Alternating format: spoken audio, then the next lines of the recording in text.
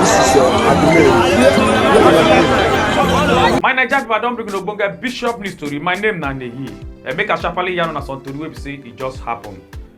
Plenty passengers of 18-seater bus don come dey thank God after wey dey escape kpayen.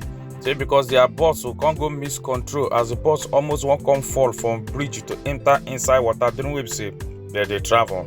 Na so all of them come out to come dey thank God though. Say because this ogbonge accident wey be say happen, they for almost they move by. This Nigerian couple that don't come out to come they find their 4-year-old daughter wey her name be Oluwadabira according to how we take hear the story as they come out to come they yarn. Say this gbege happen around that kind Ogijo for inside Ogun State on Friday will be January 19, 2026 as the papa of the girl wey in name be Mr. Olufemi Adekeja come out to come the yarn. Say after we say their car be enter inside Potopoto and so those two women them come help them they push the car take come out as they come tell their two children they made them go inside house to go stay as they give the two women them lift. After they don't drive small, can't go front. Now so the two women they can't talk, say they won't come down or say because they don't reach where they go.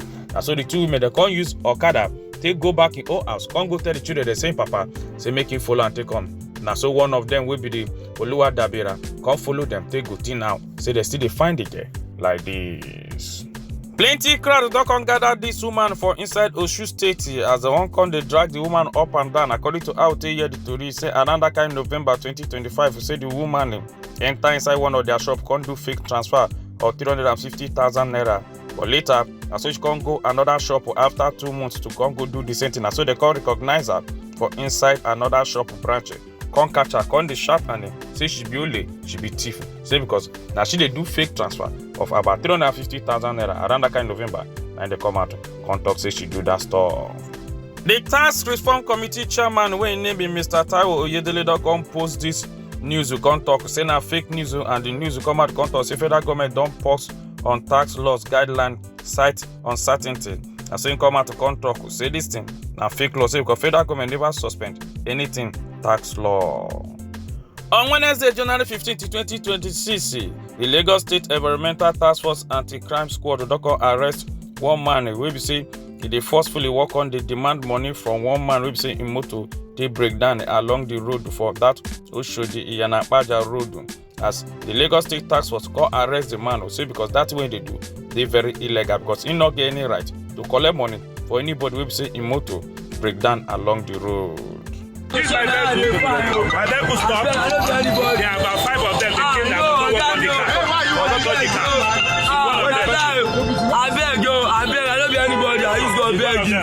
I beg, I tell you something, I go find up and down. The Minister of Defense, wey im name be General Christopher Musa, retired, don come give better warning to Islamic cleric wey im name be Sheikh Gumi and some other people that will be say that they support Omila bandits and also terrorists. Then wey always they come out to talk on behalf of Omila terrorists. They wey they worry for inside Nigeria as in come out to come they draw hand for ear. They want them say because a friend of a thief na thief as in come they tell them say make them come up body for this matter. Say because any of them we go continue they come out come they yamp about Omila terrorists and also bandit them. Say they go make sure say they go deal with the person come out come yarn this talk for inside Meduguri on Wednesday will be January 14th, 2026.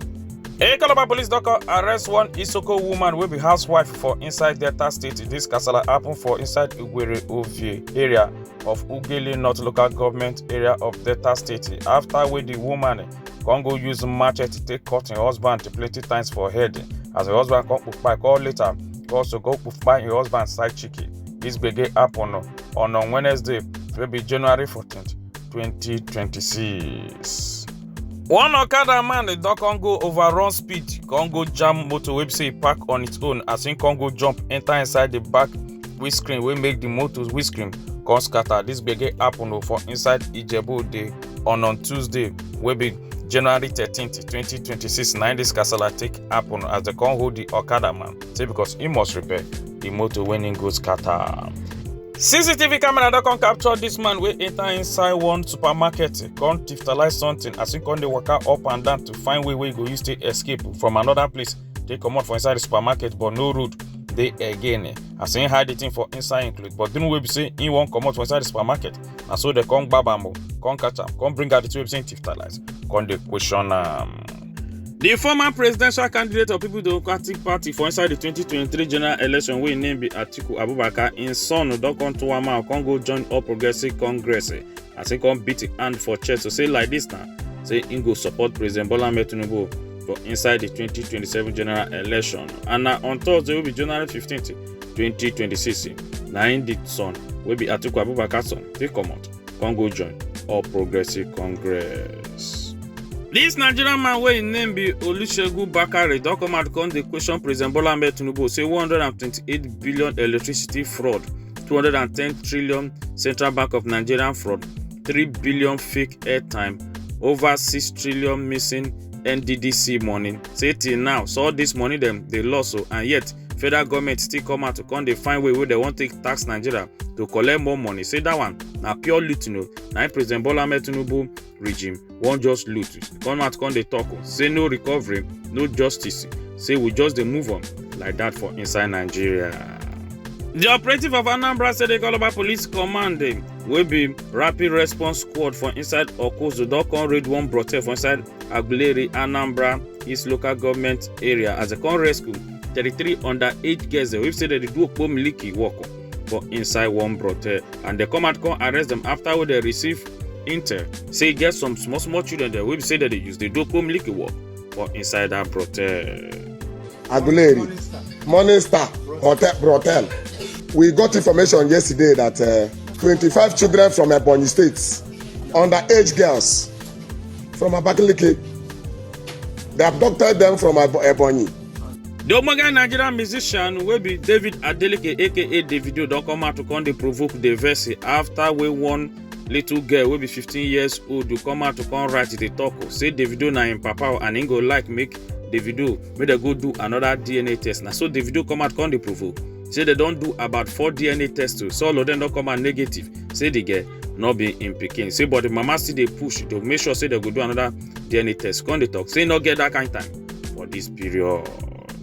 This man wey name be Saki on top X wey be former Twitter don't come out to come dey cause kasala. Say come dey accuse the Super Eagles player wey be Samuel Chukwueze wey miss penalty. Say na Igbo boy you come dey accuse am.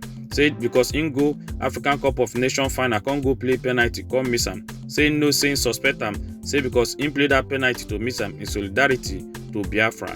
Say because there's no way we be saying go come out to come talk. Say not be waiting in try to do now. So plenty Nigerians them on top Twitter come dey quarrel themselves as tribalism fight come start for on top Twitter. Plenty Nigerians they don't come go rush enter inside the referee, the Ghanaian referee wey be say he blow the match between Morocco and Nigeria for the African Cup of Nations semi-final as they go report in Instagram page. We make Instagram come go shut down in page. Yes, now Bishop News Club. My name is Nanehi. Make una enjoy your day.